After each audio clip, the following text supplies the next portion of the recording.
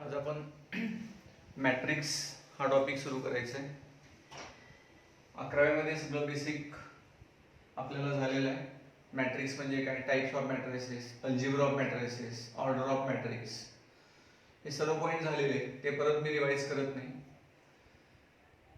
पण आपण 12वीमध्ये त्याचा पुढचा जो भाग आहे तो मॅट्रिसेस सुरू करायचा आहे. त्याच्यामध्ये पहिला जो कन्सेप्ट आहे तो एलिमेंटरी ट्रान्सफॉर्मेशन. आता एलिमेंटरी ट्रान्सफॉर्मेशन मध्ये दोन टाइपचे ट्रान्सफॉर्मेशन्स आहेत. एक एलिमेंटरी रो ट्रान्सफॉर्मेशन आणि एलिमेंटरी कॉलम ट्रान्सफॉर्मेशन. आता आपण एलिमेंटरी रो ट्रान्सफॉर्मेशन मी तुम्हाला एक्सप्लेनेशन देतो आणि similarly replacing r by c we get elementary column transformation.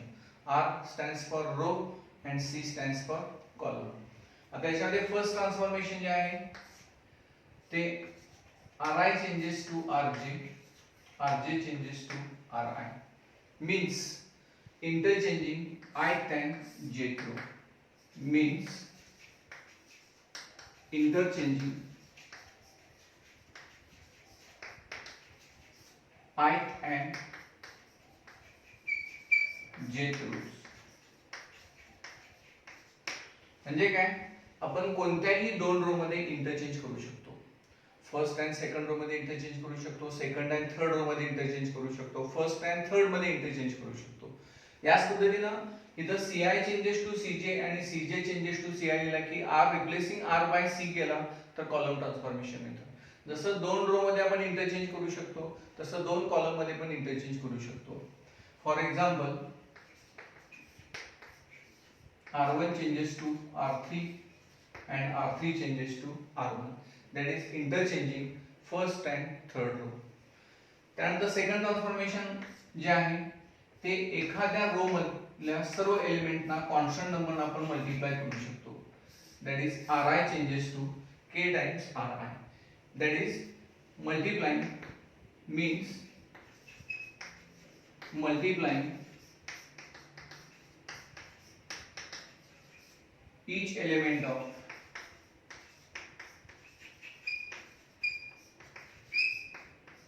ith row by some constant k. म्हणजे कोणत्याही एखाद्या रोला, फर्स्ट रो असेल, सेकंड रो असेल, थर्ड रो असेल, त्या रोच्या सर्व एलिमेंटला एखाद्या नंबरने आपण मल्टिप्लाय करू शकतो. For example r2 changes to -3 times r2. म्हणजे सेकंड रोच्या प्रत्येक एलिमेंटला तुम्ही काय करा, -3 ने मल्टिप्लाय करा. That is multiplying each element of second row by -3. This is second elementary row transformation.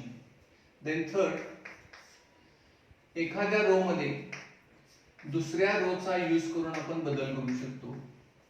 ri changes to ri plus k times rj. याचा अर्थ काय की आपण jth रोच्या प्रत्येक एलिमेंटला k ने मल्टिप्लाय करा आणि येणारे करस्पॉन्डिंग प्रॉडक्ट हे ith रो मध्ये ऍड करा, करस्पॉन्डिंग एलिमेंट मध्ये ऍड करा. Means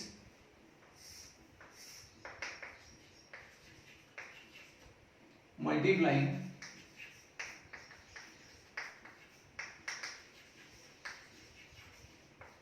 each element of jth row by constant k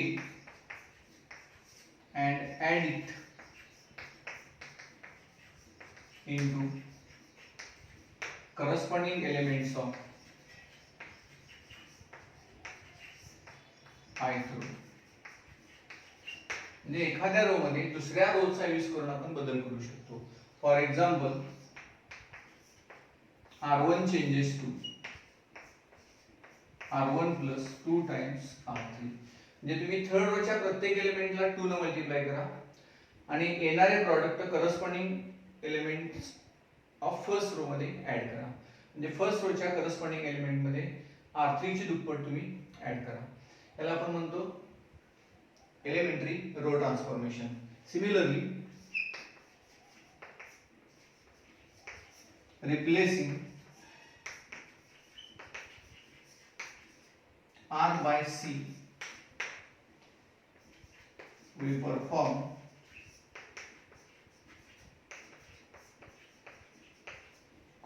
ट्रान्सफॉर्मेशन्स.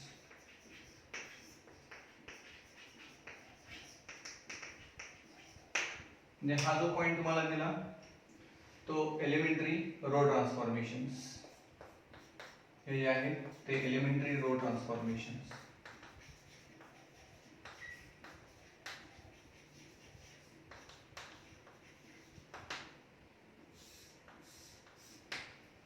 साधारणपणे 11वीला डिटर्मिनंट मध्ये या टाइपचे ट्रान्सफॉर्मेशन्स आपण यूज केलेले. हा पहिला जो पार्ट आहे तो elementary row transformation. Similarly we use column transformations. Then next point, त्यावरती एका दुसरं मी एक्झाम्पल एक्सप्लेन करतो. तर ज्यावेळेला 1 मार्काचे एक्झाम्पल्स असतात, नवीन पेपर पॅटर्न नुसार आपल्याला 1 मार्काचे एक्झाम्पल्स आहेत, 2 मार्काचे एक्झाम्पल्स आहेत, 3 मार्क आणि 4 मार्क. पेपर पॅटर्न तुम्हाला 11वीला जो एक्सप्लेन केलेला आहे तोच पेपर पॅटर्न हा 12वीसाठी राहणार आहे. तो 12वीचाच पेपर पॅटर्न आहे. आणि ज्यावेळेला आपण एलिमेंटरी ट्रान्सफॉर्मेशन घेतो मॅट्रिक्स मध्ये, त्याला जो मॅट्रिक्स मिळतो त्याला आपण इक्विव्हॅलेंट मॅट्रिक्स म्हणतो. तिथे इक्वल टू साइन यूज करायचं नाही. या टाइपचा जो सिम्बॉल आहे इज इक्विव्हॅलेंट टू, या पद्धतीने आपल्याला यूज करायचं आहे. मध्ये एक्झाम्पल्स मी देतो. हे ट्रान्सफॉर्मेशन कसं येईल यापैकी 1-2 एक्झाम्पल आपण सॉल्व करू. If A matrix 1 2 minus 1 3 minus 2 5, apply R1 changes to R2 and R2 changes to R1, and then C1 changes to C1 plus 2 times C3 on A. यामध्ये एक ट्रान्सफॉर्मेशन आपल्याला 1 मार्कासाठी बोर्डाला विचारलं जाऊ शकतं. क्वेश्चन नंबर 2 मध्ये जे 4 एक्झाम्पल 1-1 मार्काचे आहेत त्याच्यामध्ये या टाइपचं एक ट्रान्सफॉर्मेशन फक्त तुम्हाला विचारलं जाऊ शकतं. साधा सिंपल क्वेश्चन, एका वाक्यामध्ये एका स्टेप मध्ये एका दुसऱ्या स्टेप मध्ये येणारे एक्झाम्पल्स क्वेश्चन नंबर 2 मध्ये विचारलेले असतात. आता इथे given matrix A matrix 1 2 minus 1 3 minus 2 5. तर पहिलं ट्रान्सफॉर्मेशन आहे ते 2 रो मध्ये इंटरचेंज करायचं आपल्याला. R1 आणि R2 पहिले 2 रो मध्ये आपल्याला इंटरचेंज करायचं आहे bye R1 changes to R2 and R2 changes to R1. A is equivalent with 3 minus 2 5 1 2 minus 1. Simple आहे एकदम. आपण काय केलं की हा रो आहे तो इथं घेतला आणि हा रो आहे तो इथे घेतला. That is interchanging first time second row. त्यानंतर काय करायचंय बघा, C1 changes to C1 plus 2 times C3. म्हणजे कॉलम मध्ये आपल्याला बदल करायचा आहे की C3 कॉलमच्या प्रत्येक एलिमेंटला 2 ने मल्टिप्लाय करा आणि येणारे product corresponding elements of first column मध्ये ऍड करायचे. म्हणजे काय करता येईल बघा, bye C1 changes to C1 plus 2 times C3. Therefore get A is equivalent with, आता C1 मध्ये बदल होणार, C3 मध्ये बदल होणार नाही. इथे त्यासाठी पहिल्यांदा काय लिहायचं, ज्याच्यामध्ये बदल होतो ते लिहायचं C1 changes to. इथे आपण काय लिहिलं, R1 changes to R2 and R2 changes to R1. म्हणजे 2 रो आपण इंटरचेंज केले. तसे इथे काय करायचं आहे, C3 च्या प्रत्येक एलिमेंटला 2 ने मल्टिप्लाय करा. ऍक्च्युअली तो प्रॉडक्ट लिहायचं नाही तिथं, हे मनातल्या मनामध्ये करा आणि येणारे product corresponding elements of first column मध्ये तुम्ही ऍड करा. म्हणजे काय होणार बघा, या स्टेप नंतर याची तिप्पट 15 याच्यामध्ये ऍड करा.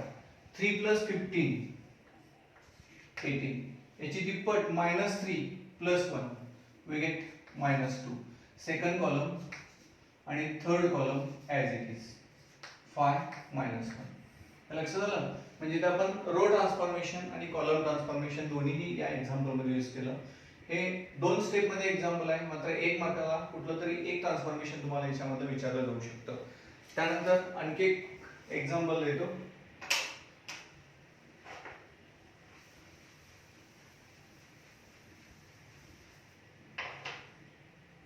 convert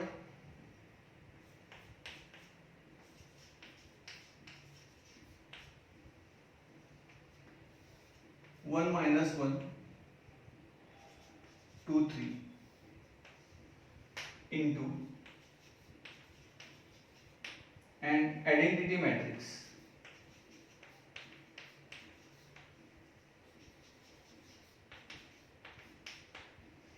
by suitable row transformation.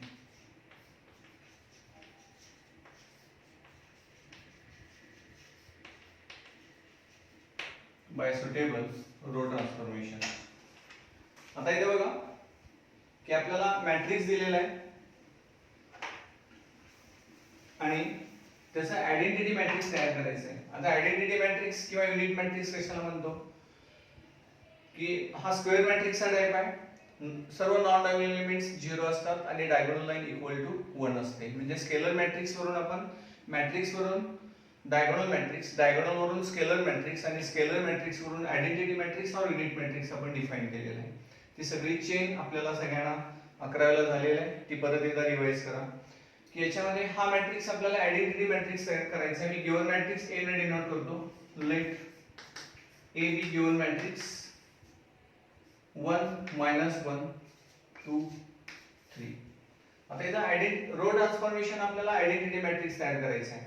आता आयडेंटिटी मॅट्रिक्स म्हणजे हा एलिमेंट 1 0 0 1 पाहिजे.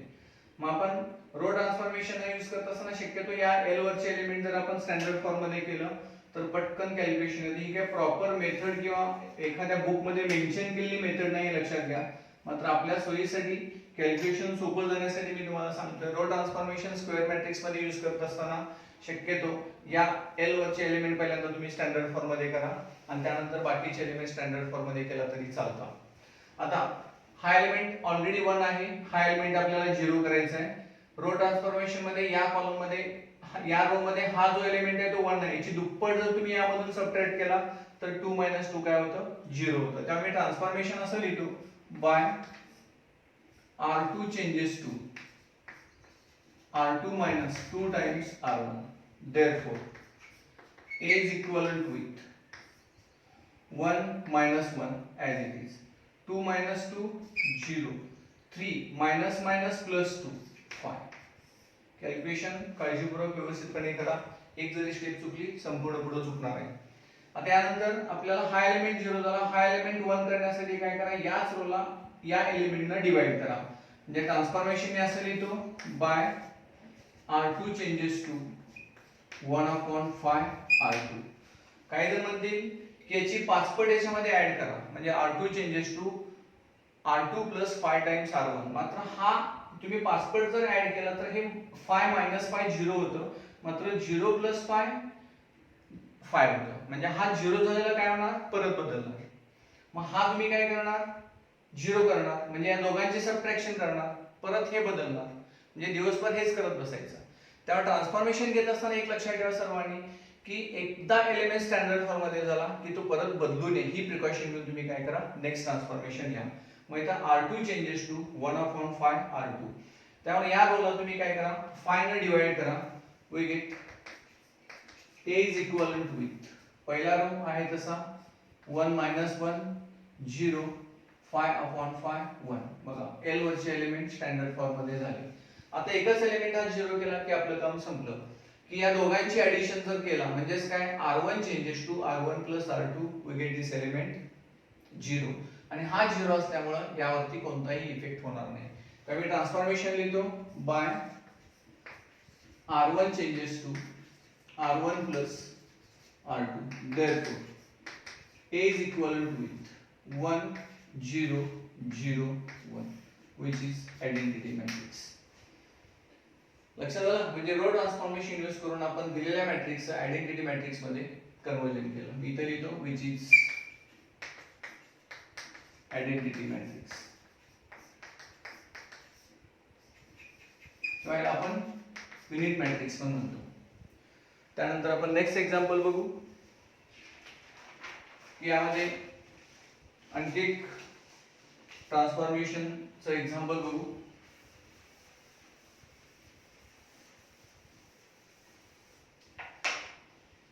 Radons transform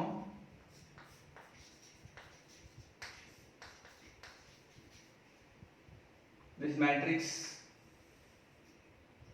1 minus 1 2 2 1 3 3 2 4 into an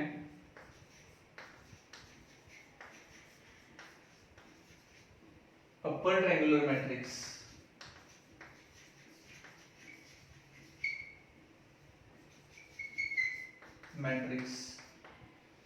by suitable column transformation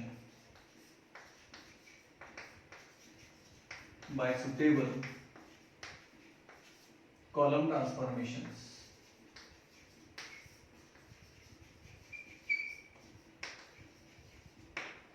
आपल्याला हे एक्झाम्पल कॉलम ट्रान्सफॉर्मेशन सॉल्व्ह करायचं आहे.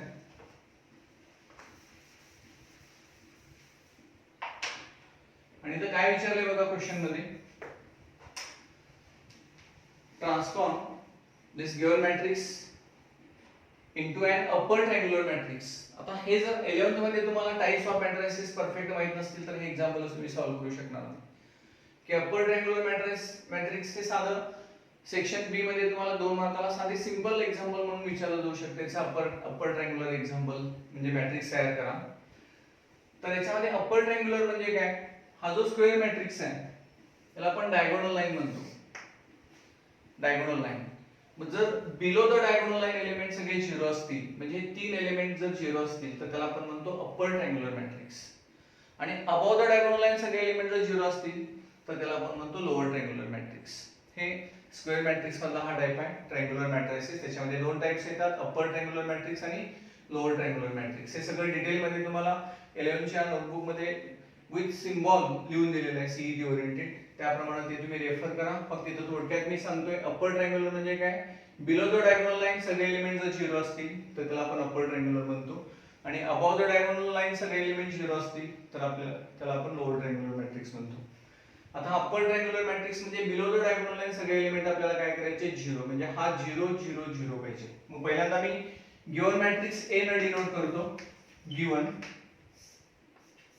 ए मॅट्रिक्स 1 minus 1 2 2 1 3 3 2 4 सगळे एलिमेंट सगळे नंबर्स व्यवस्थितपणे लिहून घ्या. साइन मध्ये किंवा नंबर लिहिण्यामध्ये जर चूक केला तर टोटल सगळे एक्झाम्पल चुकणार आहे. त्यामध्ये हा एलिमेंट मी सांगितले की रो ट्रान्सफॉर्मेशन इथं यूज करत असताना हा एल आपण यूज करतो. या एल वरचे एलिमेंट पहिल्यांदा आपण स्टँडर्ड फॉर्म मध्ये करतो. आणि इथं तुम्हाला कॉलम ट्रान्सफॉर्मेशन हे एक्झाम्पल सॉल्व्ह करायचे आहे. तर इथं लक्षात ठेवा की या वरचे एलिमेंट पहिल्यांदा तुम्ही काय करा स्टँडर्ड फॉर्म मध्ये करा म्हणजे बाकीचे एलिमेंट स्टँडर्ड फॉर्म मध्ये करण्यासाठी वेळ लागत नाही. मात्र आपल्याला फक्त 1 2 आणि 3 हे तीनच एलिमेंट काय करायचे 0 करायचे. That is called lower triangular matrix. आणि अपर ट्रायंग्युलर मॅट्रिक्स म्हटल्यानंतर बिलो द डायगोनल लाईन म्हणजे आपल्याला हे 3 एलिमेंट 0 करायचे. हा एक एलिमेंट, हा एक एलिमेंट आणि हा एक एलिमेंट. आणि कॉलम मॅट्रिक्स मध्ये मग आता इथे आपण कॉलम ट्रान्सफॉर्मेशन यूज करू की हा एलिमेंट आपल्याला 0 करायचा आहे तर याची दुप्पट यातून सबट्रॅक्ट करा. हा एलिमेंट काय होईल 0 होईल. 2 - 2 0. त्यामुळे ट्रान्सफॉर्मेशन असं लिहितो by C1 changes to C1 minus 2 times C2. Therefore, A is equivalent with matrix. पहला कॉलम 1 minus minus plus 2 3 होना. 2 minus minus 2 0. 3 minus minus 4 3 minus 4 we get minus 1.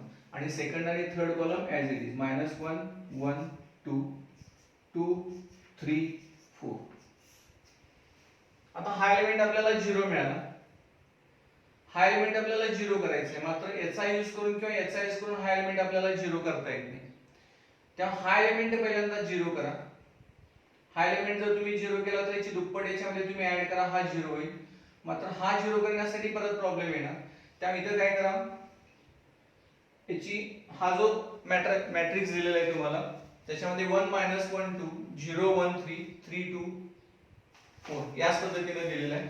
त्या पहिलं ट्रान्सफॉर्मेशन आपण घेतलं की C1 changes to C1 plus 2 times C2. हा element जो दिलाय हे बरोबर आहे. त्यानंतर C2 changes to C2 plus C1 करा, म्हणजे हा एलिमेंट 1 होईल. हा एलिमेंट 1 झाला की हा 0 करता येईल. आणि त्यानंतर आपल्याला हा एलिमेंट 0 करण्यासाठी इथं हा एलिमेंट परत बदल करावा लागेल. तेव्हा मी असं घेतो C2 changes to C2 plus C1 by C2 changes to C2 plus C1. Therefore, A is equivalent with 3, 0, minus 1. Minus 1 plus 3, 2. 1 plus 0, 1. आणि 2 minus 1, 1. हा कॉलम आहे तसा राहणार. 2, 3, 4. आता इथं हा 0 होईल, मात्र याचा वेळेस पण हा 0 करता येणार नाही. तेव्हा पहिल्यांदा काय करा, याची तिप्पट यातून सबट्रॅक्ट करा, म्हणजे 4 मायनस 3 हा 1 होईल आणि 1 साइज करून हा एलिमेंट आपल्याला काय करता येईल, 0 करता येईल. ट्रान्सफॉर्मेशन मी असं लिहितो by C3 changes to C3 minus 3 times C2. Therefore, A is equivalent with matrix. आता C3 मध्ये म्हणजे तिसऱ्या कॉलम मध्ये बदल होणार. पहिले दोन कॉलम आहेत तसे राहणार. 3 0 minus 1 2 1 1. 2 minus याची तिप्पट 2 minus 6 minus 4. 3 minus 3 0. 4 minus 3 1. बघा, आता आपल्याला हा एलिमेंट 0 करता येईल, हा एलिमेंट 0 करता येईल याचा यूज करून. आता इथे मी असं घेतो, या दोघांची ऍडिशन घेतली की हा 0 होईल, मात्र हा परत बदलेल. त्यामुळे याचा यूज न करता या कॉलमचा यूज करा, कारण या दोघांची ऍडिशन घेतली की हा 0 असल्यामुळे याच्यावरती कोणताही बदल होणार नाही. तेव्हा ट्रान्सफॉर्मेशन असं लिहितो by C1 changes to C1 plus C3. we get A is equivalent with 3 minus 4 minus 1. 0 plus 0 0. Minus 1 plus 1 0. 2 1 1 as it is. Minus 4 0 1 high column आहे तसा आपण लिहिला. आता एकच एलिमेंट आपल्याला स्टँडर्ड फॉर्म मध्ये करायचं आहे की हा 0 करायचा आहे. आता या दोघांचे जर सबट्रॅक्शन घेतला, हा 0 असल्यामुळे याचा याच्यामध्ये काय बदल होणार नाही. आणि याच्यामध्ये बदल हो किंवा न होय आपल्याला काय प्रश्न नाही, फक्त आपल्याला हे तीन एलिमेंट 0 करायचे. That is called upper triangular matrix. त्यामुळे ट्रान्सफॉर्मेशन लिहितो bye C2 changes to C2 minus C3.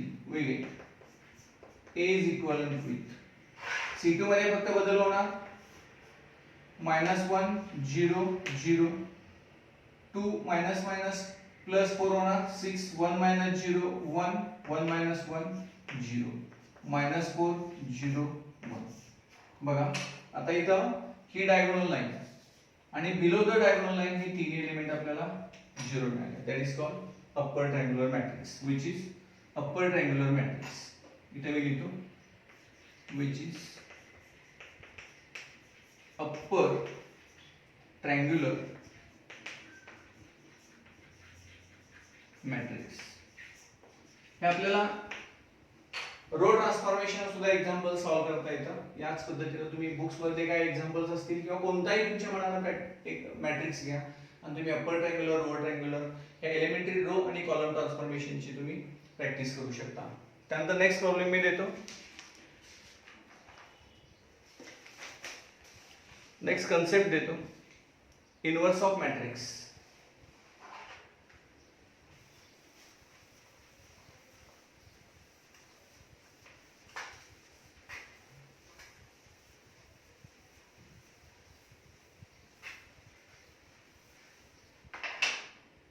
Next point,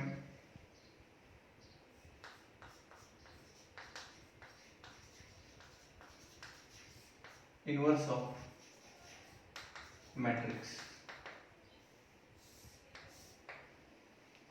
आता इनवर्स ऑफ मॅट्रिक्स कशाला म्हणायचं की A be square matrix of order m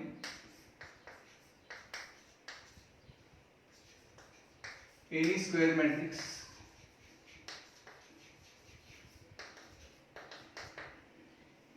of order m. बघा, ए हा square square matrix of order m, and if there exists another square matrix of same order, and if there exists another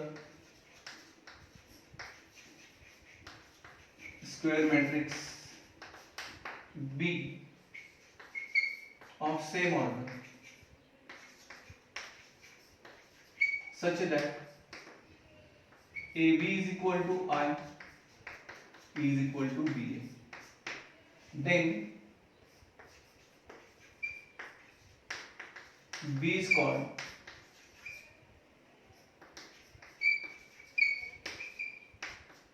inverse matrix of A and is denoted by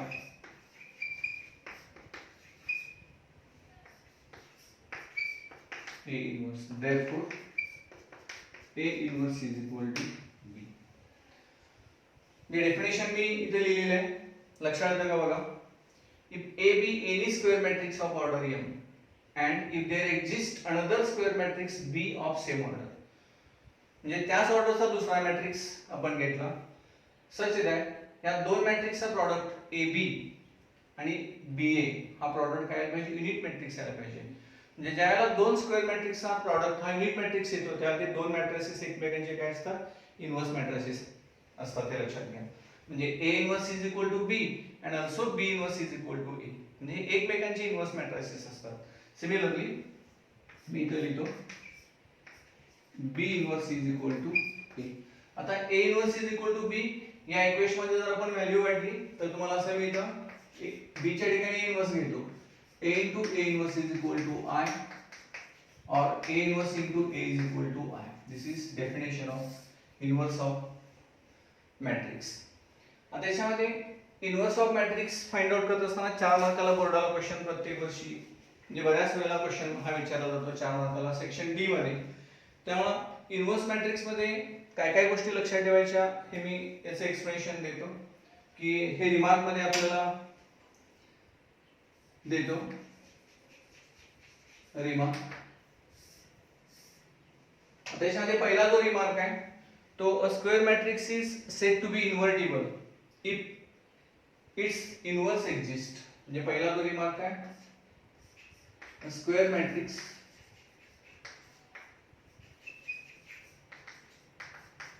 is said to be invertible if its inverse exists. याच्यामध्ये सुद्धा या point वरती एक मार्काला question तुम्हाला बोर्डाला विचारला जाऊ शकतो. Question number 2 मध्ये एक मॅट्रिक्स देतील, इज इट इन्व्हर्टिबल असा क्वेश्चन विचारतील. मग जर तुम्हाला ह्याच्या डिटेल्स माहित नसतील, फक्त मेन जर तुम्ही अभ्यास करत गेला तर असे साधे क्वेश्चन्स तुम्हाला अवघड जाणार आहे, ते लक्षात घ्या. म्हणजे बऱ्याच विद्यार्थ्यांना मॉडरेशन करत असताना असं लक्षात आलं की सेक्शन डी मध्ये 20 ते 20 मार्क्स मिळतात, मात्र मार्क्स जातात ते कुठे, एमसीक्यू मध्ये आणि क्वेश्चन नंबर 2 मध्ये. क्वेश्चन नंबर 1 मध्ये तुमचे 8 एमसीक्यू 16 मार्काचे आणि 4 मार्क हे 1 मार्काचे short answer, very short answer टाइपचे क्वेश्चन मध्ये बऱ्याच जणांचे मार्क्स जातात. कारण त्याच्यामध्ये बारीक सारीक गोष्टी माहित नसतात, साध्या एखाद्या गोष्टीवरती सिंबल असतं मात्र न वाचल्यामुळे तुम्हाला हा प्रॉब्लेम येऊ शकतो. म्हणजे ए मॅट्रिक्स देतात आणि इज दिस इन्व्हर्टिबल असा क्वेश्चन तुम्हाला विचारला जातो, किंवा इन्व्हर्टिबल आहे किंवा नाही या पद्धतीने तो क्वेश्चन असतो. मात्र इन्व्हर्टिबलचं मिनिंगच जर तुम्हाला माहित नसेल किंवा रीडिंग जर केला नसाल तर हा क्वेश्चन तुम्हाला सॉल्व्ह करता येणार नाही. आणि महत्त्वाचं काय, ऑप्शन नसतात.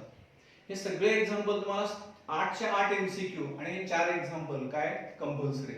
मग आता इन्व्हर्टिबल म्हणजे काय, a square matrix is said to be invertible if its inverse exist. आता इन्व्हर्स कधी एक्झिस्ट होतो, a square matrix A has inverse if and only if it is non singular matrix. हा second remark देतो मी.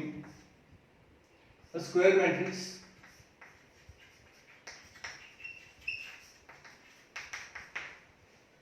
matrix A has inverse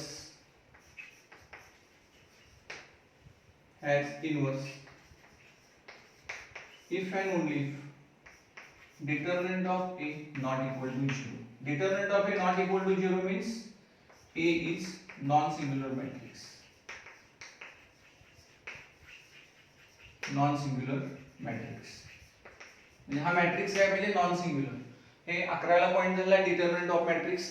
आता determinant आणि matrix मध्ये फरक काय आहे की डिटर्मिनंट मध्ये रोज आणि कॉलम्स सेम असतात, मॅट्रिक्स मध्ये रोज आणि कॉलम्स सेम पाहिजेतच असं नाही, हे लक्षात घ्या. डिटर्मिनंटची व्हॅल्यू काढता येते, matrix is an arrangement, only arrangement असते ती लक्षात, त्याची व्हॅल्यू आपल्याला फाइंड आउट करता येत नाही. त्यावेळी डिटर्मिनंट ऑफ मॅट्रिक्स घेत असताना तो मॅट्रिक्स हा स्क्वेअर मॅट्रिक्स असावा लागेल. तो रेक्टँग्युलर मॅट्रिक्स असेल तर त्याचा डिटर्मिनंट आपल्याला फाइंड आउट करता येत नाही, कारण त्याच्यामध्ये रोज आणि कॉलम्स इक्वलची कंडिशन सॅटिस्फाय होत नाही रेक्टँग्युलर मॅट्रिक्स मध्ये. आता याच्यामध्ये हे 11th मध्ये टाइप्स ऑफ मॅट्रिसेस मध्ये तुम्हाला झालेलं आहे की डिटर्मिनंट ऑफ मॅट्रिक्स आणि सिंग्युलर मॅट्रिक्स आणि non singular matrix. Determinant of A is equal to 0 असेल तर त्याला आपण सिंग्युलर मॅट्रिक्स म्हणतो, आणि determinant of A not equal to 0 असेल तर त्याला आपण नॉन सिंग्युलर मॅट्रिक्स म्हणतो. म्हणजे इन्व्हर्स एक्झिस्ट होण्यासाठी तो मॅट्रिक्स नॉन सिंग्युलरच पाहिजे, म्हणजे determinant of A not equal to 0 असेल तरच त्याचा इन्व्हर्स एक्झिस्ट होतो, अदरवाइज त्या मॅट्रिक्सचा इन्व्हर्स एक्झिस्ट होत नाही. म्हणजे असा दुसरा कोणताही स्क्वेअर मॅट्रिक्स नसतो की त्या दोन मॅट्रिक्सचा प्रॉडक्ट तुम्हाला काय मिळाला पाहिजे, युनिट मॅट्रिक्स मिळाला पाहिजे जर सिंग्युलर असेल तर. आता याच्यामध्ये मॅट्रिक्सचा इन्व्हर्स हा युनिक असतो, ही तिसरी कंडिशन. म्हणजे युनिक, प्रत्येकाचा आन्सर वेगवेगळा येतो कारण कॅल्क्युलेशनच्या स्टेप्स तुम्ही खूप म्हणजे वेगवेगळ्या पद्धतीने करता आणि साध्या साध्या ऍडिशन सबट्रॅक्शन हे करत असताना चुकतात. मी एक्झाम्पल देत असताना कुठं कुठं चुका होतात, काय काय प्रॉब्लेम्स आहेत इन्व्हर्स करत असताना, ते रो ट्रान्सफॉर्मेशन, कॉलम ट्रान्सफॉर्मेशन, परत ऍडजॉइंट मेथड. आपल्याला दोन मेथड इन्व्हर्स करायचे आहे, त्या ठिकाणी मी तुम्हाला त्याचं एक्सप्लेनेशन देणारच आहे. मात्र हे लक्षात ठेवा की तो नॉन सिंग्युलर मॅट्रिक्स पाहिजे आणि मॅट्रिक्सचा इन्व्हर्स हा नॉन सिंग्युलर असेल तर मॅट्रिक्स इन्व्हर्स हा युनिक असतो, म्हणजे आन्सर सर्वांचं एकच आलं पाहिजे. सगळ्यांच्या स्टेप वेगवेगळ्या असतील मात्र आन्सर काय असणार, एकच असणार, हे लक्षात घ्या. तर तिसरा रिमार्क देतो की ए इज अ स्क्वेअर मॅट्रिक्स. तिसरा रिमार्क मी इथं देतो,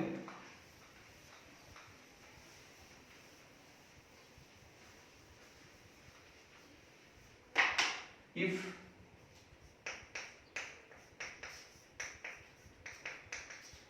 A is a square matrix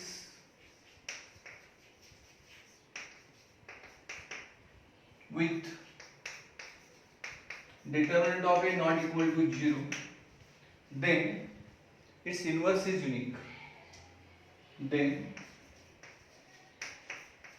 its inverse is unique. म्हणजे आन्सर तुम्हाला एकच मिळतं, लक्षात घ्या. आता ऍक्च्युअली इन्व्हर्स फाइंड आउट करत असताना काय काय प्रोसिजर करावी लागते ते मी डिटेल एक्सप्लेन करतो आणि त्यानंतर आपण एक्झाम्पल बघू.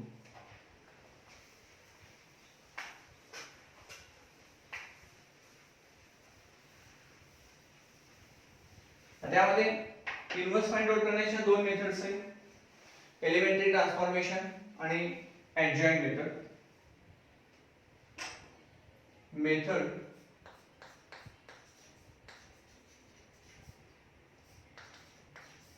to find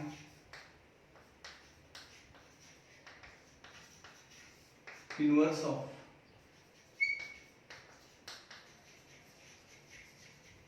non-singular matrix.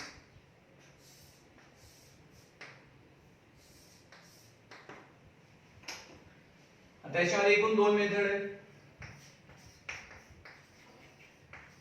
Elementary ट्रान्सफॉर्मेशन्स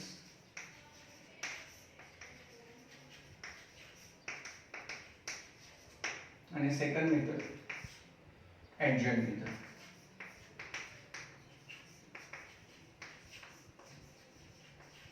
आता इथं परत एक गोष्ट मी मेन्शन करतो, नेहमी सांगत असतो की एक्झाम्पल मध्ये प्रॉपर मेथड मेन्शन केली असेल तर त्याच मेथडने तुम्हाला एक्झाम्पल सॉल्व्ह करावं लागेल, आणि मेथड मेन्शन केली नसेल तुम्ही कोणत्याही मेथडने सॉल्व्ह केलं तरी चालतं.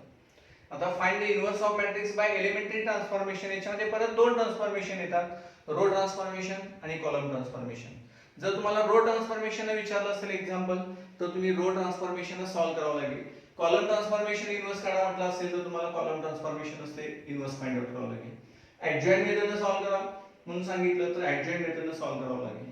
ऍडजॉइंट मेथड ही सर्वात सोपी मेथड असल्यामुळे बरेच जण find the inverse of matrix म्हटलं की पुढचं कोणत्या मेथडने विचारलं की मेथड न वाचता ऍडजॉइंट मेथडने सॉल्व्ह करतात, मात्र मार्क्स तुम्हाला किती मिळतात? 0 मिळतात, कारण प्रॉपर तिथं मेथड मेन्शन केलेली आहे. समजा काही मुलं पासिंगसाठी प्रॉब्लेम असेल, ऑप्शन वरती असतील, तर तिथं ते मार्क्स दिले जातात. मात्र मेजर टॉप केस मध्ये किंवा इन जनरल ज्यांना बऱ्यापैकी मार्क्स पडलेले तिथे एकही मार्क्स या मेथडला दिली जात नाही. चुकीची मेथड जर सोडवलं असाल तर तुम्हाला तिथं मार्क्स दिले जात नाही. हा, find the inverse of matrix फक्त म्हटलं तर तुम्ही कोणत्याही मेथडने सॉल्व्ह करा, रो ट्रान्सफॉर्मेशन, कॉलम ट्रान्सफॉर्मेशन और ऍडजॉइंट मेथड, हे लक्षात घ्या.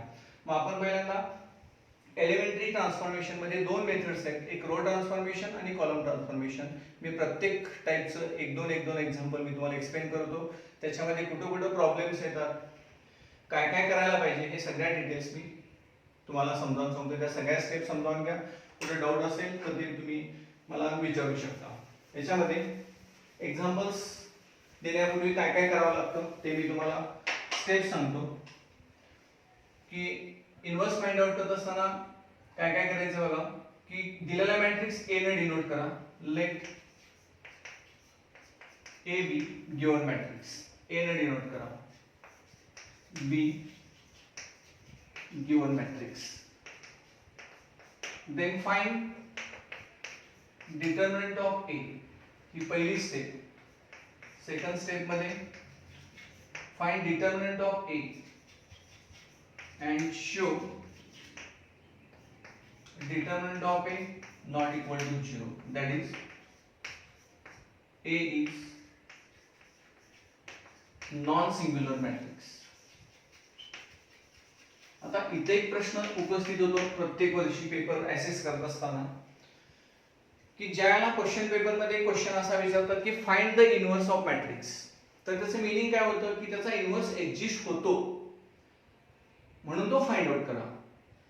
त्या determinant of A not equal to 0 तुम्ही दाखवायलाच पाहिजे असं नाही, मात्र ऍडजॉइंट मेथड मध्ये डिटर्मिनंटची व्हॅल्यू लागते. म्हणून सगळ्याच मेथड मध्ये तुम्ही लक्षात ठेवा की पहिल्यांदा डिटर्मिनंट ऑफ ए ची व्हॅल्यू फाइंड आउट करा, कारण त्याच्यावरून सुद्धा आणखी एक मी तुम्हाला स्टेप सांगणार आहे. त्यासाठी म्हणजे आपले कॅल्क्युलेशन्स इंटिजर फ्रॅक्शन मध्ये येतात का इंटिजर मध्ये येतात, ह्यासाठी डिटर्मिनंट ऑफ ए ची व्हॅल्यू फाइंड आउट करणं हे गरजेचं आहे. म्हणजे आपलं आन्सर जर एलिमेंट हे अपूर्णांकामध्ये येत गेले तर बऱ्याच जणांचं चुकत जातं, आणि इंटिजर मध्ये असेल तर ते सोपं जातं. मात्र इंटिजर मध्ये आन्सर येणार का फ्रॅक्शन मध्ये येणार हे आपण डिटर्मिनंटच्या व्हॅल्यूवरून पहिल्या स्टेप मध्ये सांगू शकतो की कोणत्या टाइप मध्ये आपल्याला इन्व्हर्स मिळणार आहे. त्यामुळे तुम्हाला find the inverse of matrix जरी म्हटलं आणि तिथे डिटर्मिनंट ऑफ ए ची व्हॅल्यू काढण्याची गरज जरी नसली तरी तुम्ही ते फाइंड आउट करा. लक्षात आलं का? आणि ज्याला क्वेश्चन असा विचारतात की find the inverse of matrix if it exist, म्हणजे तर तो एक्झिस्ट होत असेल तर फाइंड आउट करा. म्हणजे तुम्हाला तिथे डिटर्मिनंट ऑफ ए ची व्हॅल्यू काढावीच लागेल. आणि 4 मार्काला क्वेश्चन विचारला आणि इफ इट एक्झिस्ट असं म्हटलं असेल आणि तुम्ही डिटर्मिनंटची व्हॅल्यू काढला नाही तर तिथे एक मार्क तुमचा काय होणार? कट होणार हे लक्षात घ्या. त्या पहिली स्टेप काय, दिलेला मॅट्रिक्स तुम्ही काय करा, ए ने डिनोट करा. त्यानंतर find determinant of A and show determinant of A not equal to 0, that is A is non singular matrix. आणि जर determinant of A not equal to 0 असेल तर ए इन्व्हर्स काय होतो? एक्झिस्ट होतो. देन चौथ्या स्टेप मध्ये by definition write A into A inverse is equal to I. हे रो ट्रान्सफॉर्मेशन मध्ये या टाइप मध्ये डेफिनेशन द्यायचं, कारण तिथे आपण प्री मल्टिप्लाय करतो आणि कॉलम ट्रान्सफॉर्मेशन सॉल्व्ह करत असताना पोस्ट मल्टिप्लाय करतो, तेव्हा तिथं A inverse into A is equal to I ही डेफिनेशन यूज करायचं, हे लक्षात ठेवा. त्या a into a inverse is equal to I. मग हे मॅट्रिक्स इक्वेशन तुम्ही तयार केला, दिलेला मॅट्रिक्स a इथं लिहा. a इन्व्हर्स आपल्याला फाइंड आउट करायचा आहे तसा राहील, आणि इथे येईल तो युनिट मॅट्रिक्स, हा गिवन मॅट्रिक्स, आणि इथं आयडेंटिटी मॅट्रिक्स और युनिट मॅट्रिक्स, आता हा आयडेंटिटी मॅट्रिक्स युनिट मॅट्रिक्सची ऑर्डर काय घ्यायची की दिलेला मॅट्रिक्स समजा 2/2 असेल तर हा आयडेंटिटी मॅट्रिक्स 2/2 घ्या. दिलेला मॅट्रिक्स 3/3 असेल तर आयडेंटिटी मॅट्रिक्स काय घ्या? 3/3 घ्या. लक्षात येतं का? आता याच्यावर एलिमेंटरी रो ट्रान्सफॉर्मेशन किंवा कॉलम ट्रान्सफॉर्मेशन स्टेप कोणती येणार ते मी इथं एक्सप्लेनेशन देतो. a into a inverse is equal to I. इथं या इक्वेशन वरती एलिमेंटरी ट्रान्सफॉर्मेशन यूज करा. Elementary row transformation. Elementary row transformation use करा. आणि एलिमेंटरी रो ट्रान्सफॉर्मेशन यूज करून काय करायचं आहे बघा आपल्याला, की ए चा मॅट्रिक्स हा आय करायचा आहे. ए चा आय करा. ए इन्व्हर्स शेवटपर्यंत आहे तसा राहील इक्वल टू साइन.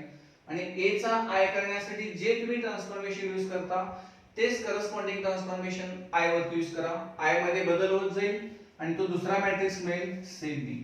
मग इथं तुम्हाला I into A inverse is equal to B हे आन्सर मिळतं.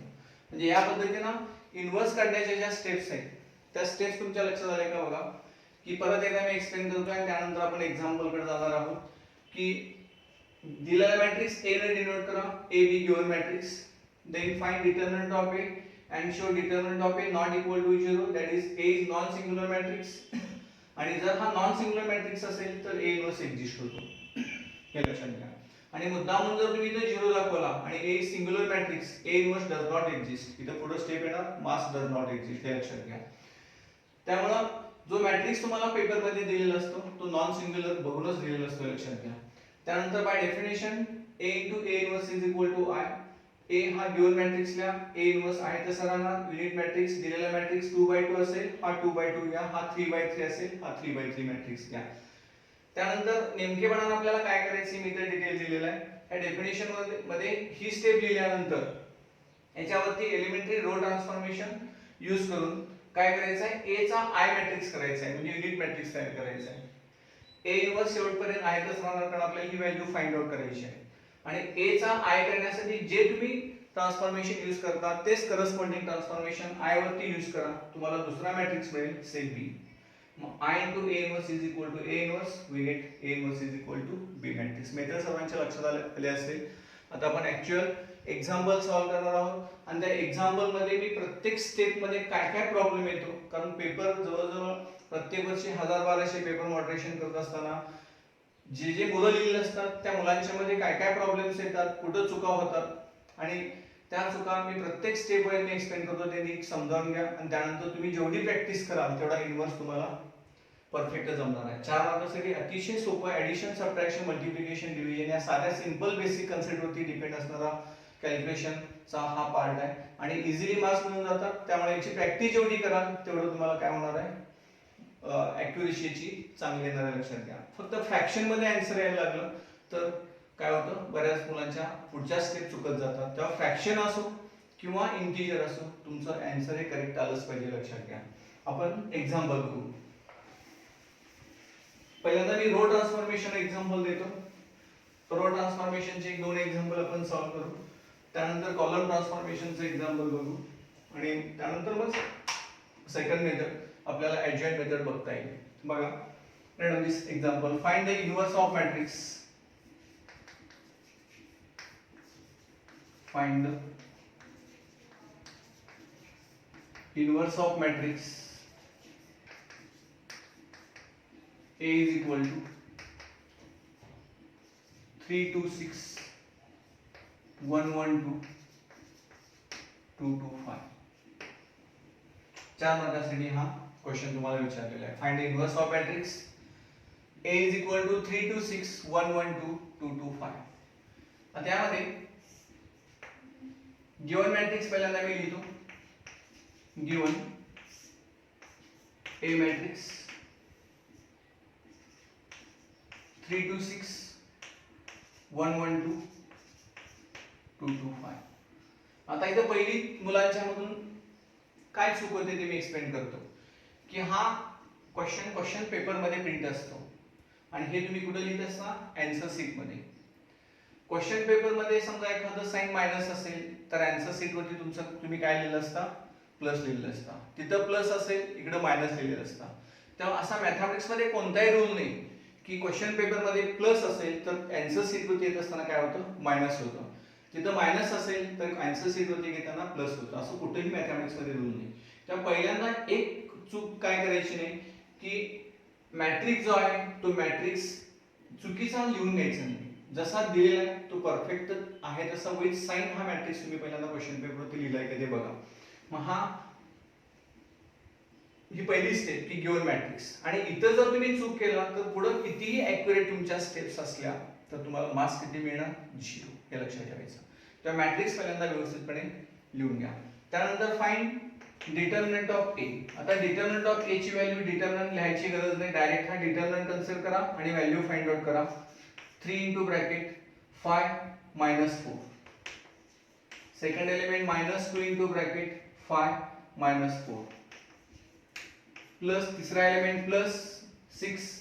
हा कॉलम आणि रो डिलीट करा. 2 minus 2 राहिल्या डिटर्मिनंटची व्हॅल्यू 2 minus 2. हे इथं 3 minus 2 प्लस 0 म्हणजे ही व्हॅल्यू काय मिळते 1 नॉट इक्वल टू 0. आता इथे डिटर्मिनंटची व्हॅल्यू नॉट इक्वल टू 0 आहे. A inverse exist. आता बऱ्याच जणांना 12वीच्या मुलांना सुद्धा डिटर्मिनंटची व्हॅल्यू फाइंड आउट करता येते, ही व्हॅल्यू चुकते. हे लक्षात घ्या. मग ही व्हॅल्यू जर चुकली तर तुम्ही 11वी मध्ये डिटर्मिनंट स्पेशल टॉपिक जो आहे तो काय शिकला तुम्ही असा त्याचा अर्थ होतो. त्या डिटर्मिनंटची व्हॅल्यू काढण्यासाठी कुठेही प्रॉब्लेम करू नका, ती व्यवस्थितपणे फाइंड आउट करा. आता इथे मी मगाशी तुम्हाला थेरॉटिकल पार्ट एक्सप्लेन करताना सांगितलं की या डिटर्मिनंटची व्हॅल्यूवर तुम्हाला फ्रॅक्शन मध्ये आन्सर येतं का इंटिजर मध्ये येतं हे मी एक्सप्लेन करून सांगितलेलं होतं. तर हे लक्षात ठेवा की डिटर्मिनंटची व्हॅल्यू जर 1 किंवा -1 आली तर तुमचा इन्व्हर्स हा इंटिजर मध्येच येणार. हे लक्षात ठेवायचं. आणि जर 1 किंवा -1 डिटर्मिनंटची व्हॅल्यू येऊन तुमचा इन्व्हर्स जर फ्रॅक्शन मध्ये येत असेल तर तुमचं 100% कुठं ना कुठं तरी चुकलेलं आहे असं समजायचं.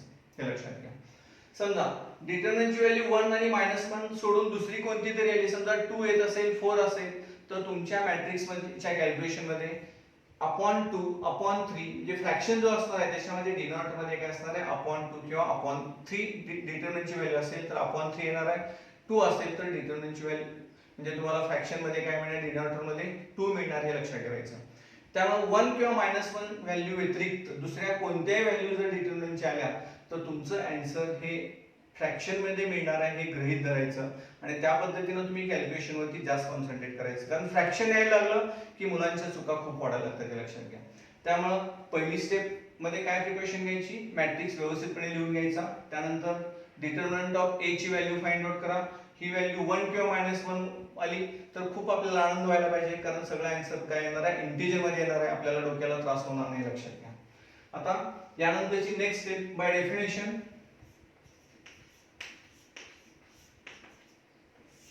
A into A inverse is equal to I.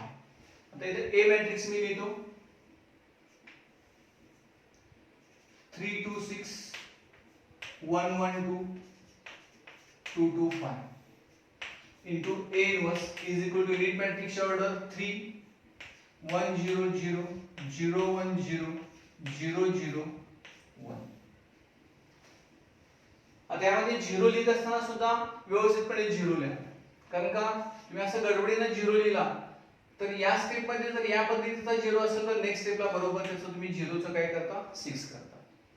आणि टॅली जर करून बघायचं असेल तर टॅली केल्यानंतर आपला इन्व्हर्स येत नाही आणि कुठं चुकलेलं आहे हे मुलांना काही केल्या कळत नाही. आणि मुलं येतात सर तू कुठं चुकले ते सांगा. तेव्हा अशा चुका तुमच्या निदर्शनास येणार नाही. ते लक्षात घ्या. त्या 0 लिहित असताना जरा जरी याच्यामध्ये जर सहजपणे आपण लिहित जातो आणि हे 6 आणि पुढच्या स्टेप मध्ये आपण घेतो ते 0 आहे हे आपण विसरतो. त्यामुळे इथेही एक प्रिकॉशन घ्या. आता त्यानंतर आपण हे जे इक्वेशन लिहिलं त्या इक्वेशन मध्ये आपल्याला काय सांगितलेलं आहे a चा i करायचा आहे. a इन्व्हर्स शेवटपर्यंत आहे त्या सरांना. आणि a चा i करण्यासाठी जे ट्रान्सफॉर्मेशन आपण यूज करणार तेच ट्रान्सफॉर्मेशन i वरती यूज करणार आणि i चा जो दुसरा मॅट्रिक्स मिळेल that is your answer that is a inverse. हे लक्षात घ्या. आता की रो ट्रान्सफॉर्मेशन मध्ये सॉल्व्ह करत असताना तुम्ही काय कर a चा i करायचा आहे. रो ट्रान्सफॉर्मेशन घेत असताना या l वरचे एलिमेंट्स पहिल्यांदा तुम्ही काय करा स्टँडर्ड फॉर्म मध्ये करा. ही टेक्स्ट बुक मधली किंवा एखादा नियम हा नाही लक्षात घ्या. फक्त तुमच्या सोयीसाठी या पद्धतीने जर आपण गेलो तर लवकरात लवकर सगळे एलिमेंट आपल्याला काय होऊ शकतात स्टँडर्ड फॉर्म मध्ये होऊ शकतात. म्हणून तुम्ही या l वरचे एलिमेंट रो ट्रान्सफॉर्मेशन इन्व्हर्स करत असताना तुम्ही पहिल्यांदा स्टँडर्ड फॉर्म मध्ये करा. काही वेळेला काही मॅट्रिक्स मध्ये असे अपवादात्मक मॅट्रिक्स असतात की l वरचे एलिमेंट स्टँडर्ड फॉर्म मध्ये होत नाही. त्याला तुम्ही इकडचे एलिमेंट स्टँडर्ड फॉर्म करून तुम्ही इकडचे एलिमेंट नंतर स्टँडर्ड फॉर्म मध्ये केला तरी चालतं. हे लक्षात घ्या. तेव्हा प्रॉपर मेथड ही याच मेथडने जायला पाहिजे असं नाही पण कमी स्टेप मध्ये तुम्हाला इन्व्हर्स येण्यासाठी या एल वरचे पहिल्यांदा तुम्ही स्टँडर्ड फॉर्म मध्ये करून घेतला तर ते सोयीचं होईल, यासाठी मी तुम्हाला हे सांगतोय. आता आपल्याला हा युनिट मॅट्रिक्स करायचा आहे, म्हणजे काय 1 0 0 0 1 0 0 0 1, म्हणजे हा एलिमेंट 1 0 0 0 1. आता हा एलिमेंट आपल्याला 1 करायचा आहे. आता हा 1 करण्यासाठी ट्रान्सफॉर्मेशन किती येऊ शकतात बघा.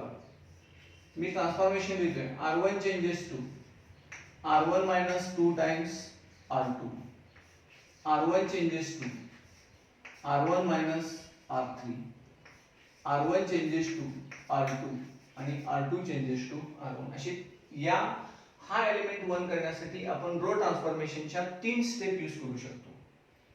मग तुम्हाला जे वाटेल त्या मेथड तुम्ही ते कोणती पण स्टेप लिहिलं तरी चालेल. तुम्ही ही स्टेप लिहिलाय, पुढच्या बेंचवरच्या मुलाने ही स्टेप लिहिला, लगेच आपलं चुकलं म्हणून हे खोडून हे लिहायचं नाही. आपल्या अभ्यासावरती आपला विश्वास पाहिजे, हे लक्षात ठेवा. कारण आपण जे काय केलेलं आहे, आपण जे शिकलेलं आहे वर्षभरामध्ये ते व्यवस्थितपणे जर तुम्हाला आकलन झालं असेल तर असं कन्फ्युजन होणार नाही. लक्षात घ्या, परीक्षेमध्ये द्विधा मनस्थिती तुमची होणार नाही. त्यामुळं हे 3 पैकी कोणतीही मेथड तुम्ही यूज केला तर चालतं. ह्या सगळ्यात सोपी मेथड ट्रान्सफॉर्मेशन म्हणजे 2 रो मध्ये इंटरचेंज केला तरी चालतो.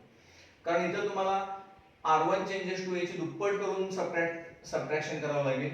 इथं दोघांचे सबट्रॅक्शन करावं लागेल. सबट्रॅक्शन पेक्षा हे 2 रो इंटरचेंज केलेलं सोपं. तुम्हाला त्या कंडिशन सिच्युएशनला जे आठवेल त्या पद्धतीने तुम्ही काय करा, ती स्टेप घ्या. मी इथं लिहितो by r1 changes to r2 and r2 changes to r1. काय होणार बघा की 1 1 2 पहिल्या 2 रो मध्ये चेंज, 3 2 6 2 2 5. हेच करस्पॉन्डिंग ट्रान्सफॉर्मेशन राईट साइडला यूज करायचं. 0 1 0 1 0 0 0 0 1.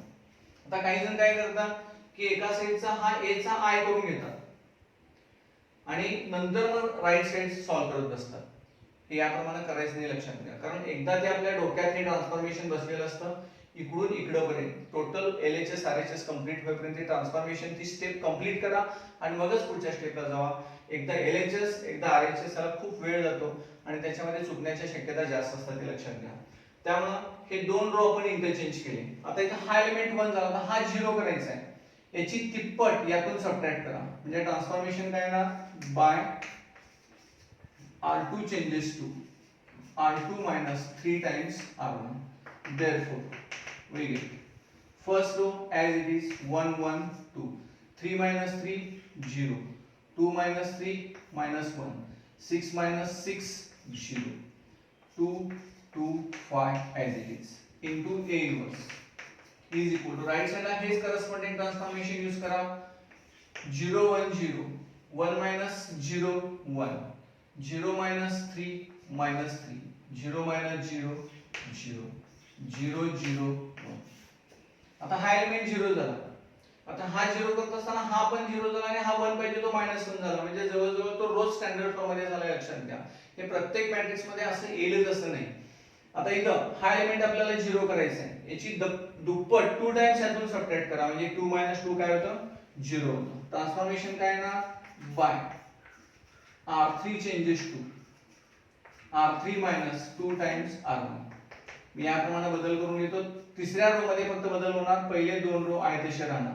1 1 2, 0 minus 1 0, 2 minus 2 0, 2 minus 2 0, 5 minus 4 1. बघा इथे एका दगडात 3 पक्षी मिळाले. तिन्ही पण एलिमेंट स्टँडर्ड फॉर्म मध्ये झाले की नाही बघा. करायला गेलो आपण एक एलिमेंट स्टँडर्ड फॉर्म मध्ये, हे दोन्ही पण पुढचे स्टँडर्ड फॉर्म मध्ये झाले. परत ट्रान्सफॉर्मेशन हे परत स्टँडर्ड फॉर्म मध्ये करायचं नाही, कारण ते 0 0 1 च पाहिजे, ते स्टँडर्ड फॉर्म मध्ये ऑलरेडी झालेले आहे. त्यामुळे आपल्याला स्टेप पुढच्या सगळ्या वाचल्या. त्यामुळे A inverse is equal to right साइडला हेच ट्रान्सफॉर्मेशन यूज करा. 0 1 0, 1 minus 3 0. आता इथं 0 minus 0 0, 0 minus 2 -2, 1 minus 0 1. आता L वरचे सगळे एलिमेंट आपल्याला काय मिळाले, स्टँडर्ड फॉर्म मध्ये मिळाले. आता इकडचे एलिमेंट स्टँडर्ड फॉर्म मध्ये करायचे आहे. आता हा एलिमेंट आपण 0 करू, याची दुप्पट यातून सबट्रॅक्ट करा, म्हणजे 2 - 2 0 होतं आणि हे 2 0 असल्यामुळे यावरती कोणताही इफेक्ट होणार नाही, लक्षात घ्या. तर नेक्स्ट ट्रान्सफॉर्मेशन मी असं लिहितो, r1 changes to by R1 changes to R1 minus 2 times R3. Therefore we get first row 1 1 2 minus 2 0 0 minus 1 0 0 0 1 into A inverse is equal to right साइडला हेच करस्पॉन्डिंग ट्रान्सफॉर्मेशन यूज करा. काय आहे बघा R1 minus 2 times R3 0 1 minus minus plus 4 5 आणि 0 minus minus 0 minus 2 minus 2 आणि second row third row as it is 0 minus 2 1. त्यानंतर आपल्याला हा एलिमेंट 0 करायचा आहे. दोघांची ऍडिशन घ्या हा एलिमेंट 0 होतो bye R1 changes to R1 plus R2. Therefore we get 1 0 0 0 minus 1 0 0 0 1. Right साइडला हेच करस्पॉन्डिंग ट्रान्सफॉर्मेशन यूज करा. 1 5 minus 3 2 minus 2 1 minus 3 0 0 minus 2 1. त्यामध्ये एकच एलिमेंट स्टँडर्ड फॉर्म मध्ये करायचं आहे. आपल्याला -1 आहे तो काय करायचा आहे +1 करायचा आहे. त्यामुळे bye R2 changes to -R2 we get 1 0 0 0 1 0 0 0 1 into A inverse is equal to right side 1 2 -2 -1 plus 3 0 0 minus 2 1. Therefore I into A inverse is equal to 1 2 minus 2 minus 1 3 0 0 minus 2 1. Therefore A inverse is equal to 1 2 minus 2 minus 1 3 0 0 minus 2 1. हे answer. आता आपण हे answer correct type मध्ये tally करून बघू शकतो की tally करण्यासाठी मी इथंच लिहून घेतो A inverse 1 2 minus 2 minus 1 3 0 0 minus 2 1. आता दोन मॅट्रिक्सचा प्रॉडक्ट जर युनिट मॅट्रिक्स आला तर आपला आन्सर करेक्ट नसेल तर रॉंग. आपण टॅली करून बघू. First row first column 3 minus 2 1 येतो हे 0 येतो. First row second column 6 plus 6 12 minus 12 0. First row third column minus 6 plus 0 plus 6 0. Second row first column 1 minus 1 0. Second row second column 2 plus 3 5 minus 4 1. Second row third column minus 2 plus 2 0. आता third row first column check करा 2 minus 2 0 4 plus 6 10 minus 10 0 minus 4 plus 0 plus 5 1. That is we get unit matrix. That is this answer is correct. हे tally करून बघायला बरेच जण घाबरतात. चुकलं तर काय करायचं चुकलं तर आपल्याला करेक्शन करता येते तेव्हा ते टॅली करून बघा हे लक्षात घ्या. काय वेळा सीईटी मध्ये सुद्धा क्वेश्चन स्टेट फॉरवर्ड क्वेश्चन असतो. If A is equal to then A inverse विचारतात. मग A इन्व्हर्स एवढं मोठं कॅल्क्युलेशन तर तुम्ही करत असणार आहे का नाही. मग त्यावेळेला तुम्हाला हा प्रॉडक्ट घेण्याची सवय पाहिजे. म्हणून इथं बोर्डाचे ज्यावेळेला तुम्ही प्रिपरेशन करता त्यावेळेला साध्या साध्या बारीक गोष्टी असतात मात्र खूप महत्त्वाच्या असतात की सीईटीला खूप उपयोगी पडतात. डेप्थ मध्ये नॉलेज पाहिजे लक्षात घ्या. त्यामुळे आन्सर काढला ना पेन्सिलला लगेच तिथं तो मॅट्रिक्स लिहून घ्यायचा आणि नंतर तो काय करा इरेज करा. बोर्ड एक्झाम मध्ये तुमच्या नोटबुक मध्ये रेग्युलर याच्यामध्ये तुम्ही आयतं साईड ठेवला तरी काय फरक पडणार नाही. तो मॅट्रिक्स युनिट मॅट्रिक्स आला म्हणजे तुम्हाला सीईटी ओरिएंटेड काय करायचं आहे हा मॅट्रिक्स दिलेला असतो आणि 4 ऑप्शन असतात A B C D. मग तुम्हाला तिथल्या तिथं प्रॉडक्ट घेता आलं पाहिजे. तुम्ही row transformation column transformation adjoint method याला खूप वेळ लागतो आणि आपल्याला किती सेकंद वेळ आहे 108 सेकंद मध्ये 2 मार्काचा एक एमसीक्यू आपल्याला सीईटी मध्ये सॉल्व्ह करायचे लक्षात घ्या. 108 सेकंद वेळ असतो आणि फिजिक्स केमिस्ट्री किती असतो 54 सेकंद. त्यामुळे तिथे कॅल्क्युलेशन फास्ट होण्यासाठी तुम्हाला काय करायचं आहे हा मॅट्रिक्स आणि A option first row first column बघा. पहिला डिटरमिनंटची व्हॅल्यू काढा. डिटरमिनंटची व्हॅल्यू समजा 1 असेल -1 असेल तर डायरेक्ट प्रॉडक्ट युनिट मॅट्रिक्स येतो का बघा. डिटरमिनंटची व्हॅल्यू समजा 4 असेल तर प्रॉडक्ट तुम्हाला काय आलं पाहिजे 4 0 0 0 4 0 0 0 4 आला पाहिजे. कारण का 1/4 ने डिवाइड मल्टिप्लाय केलं की तुम्हाला तो युनिट मॅट्रिक्स मिळतो. त्यामुळं डिटर्मिनंटची व्हॅल्यू पहिल्यांदा काढा आणि फर्स्ट आणि सेकंड चेक करा. इथं जर first row first column value समजा 1 किंवा -1 आली, फर्स्ट रो फर्स्ट कॉलम 0 जर 1 आला नाही तर पुढचा ऑप्शन बघा. आणि या पद्धतीनं आपल्याला ए बी सी डी मधलं एक आन्सर फायनल करता येतं. लक्षात आलं इन्व्हर्स कसा फाइंड आउट करायचा, कुठं कुठं काय काय मिस्टेक होतात ते व्यवस्थितपणे समजावून घ्या आणि इन्व्हर्स हा व्यवस्थितपणे आला पाहिजे. आता बोर्ड एक्झाम मध्ये इन्व्हर्स सॉल्व्ह करत असताना काय करायचं सांगतो की इन्व्हर्स एक्झाम्पल सॉल्व्ह करत असताना तुम्ही शक्यतो या पेजवर या पेज पासून इन्व्हर्स एक्झाम्पल सॉल्व्ह करा, म्हणजे तुमचं एक्झाम्पल या पेज पर्यंत संपेल.